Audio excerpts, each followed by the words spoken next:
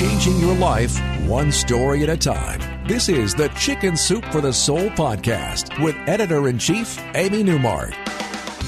Hey, it's Amy Newmark with your daily dose of Chicken Soup for the Soul inspiration. It's Wow Wednesday. So today I'm going to share one of those stories that leaves us wondering, how did this happen? This story is from a book that is filled with stories about weird things happening.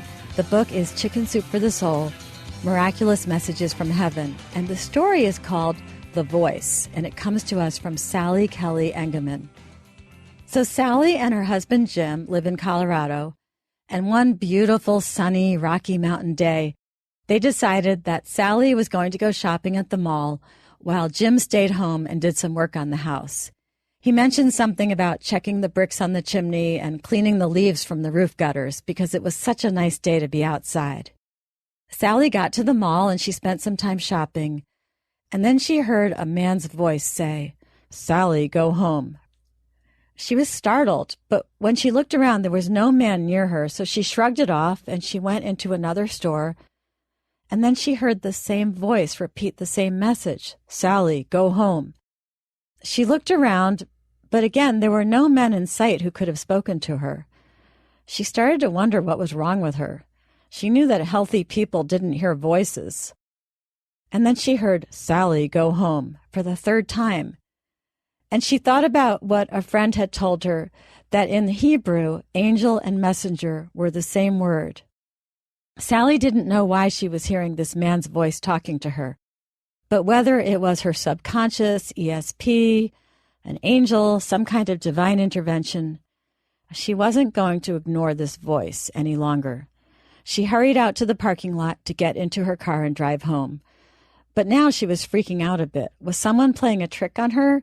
She was afraid to get in her car. Maybe it was all a setup for someone to attack her. So she looked around. She kind of crept into her car. Nothing happened, so she turned on the car and started driving home. And then that beautiful weather disappeared, as sometimes happens in the mountains, and it got cloudy and windy.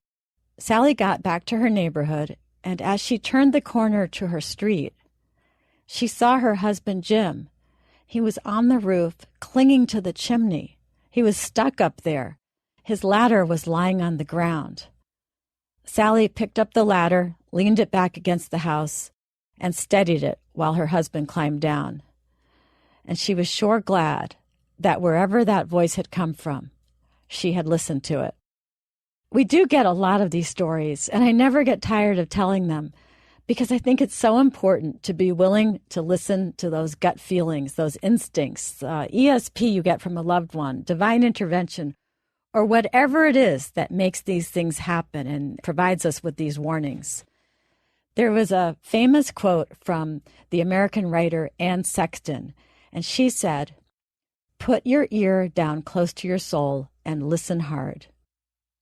So that was cool, right? I'm glad I get to share these stories with you. They usually have no rational explanation, and it's fun to think about non-rational explanations instead and open our minds to some other possibilities.